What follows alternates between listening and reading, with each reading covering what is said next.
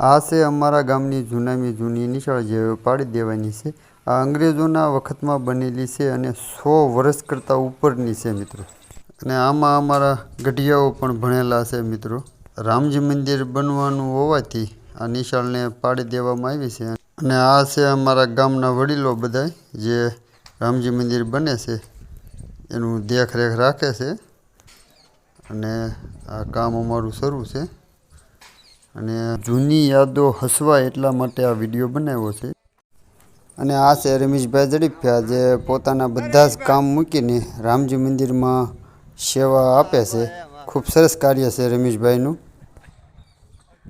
આ છે અમારા ગામની જૂનામાં જૂની નિશાળ જે પાડી દેવાની છે. આ અંગ્રેજોના વખતમાં બનેલી છે અને 100 વર્ષ કરતાં ઉપરની છે મિત્રો. અને આમાં અમારા ગઢિયાઓ પણ ભણેલા છે મિત્રો.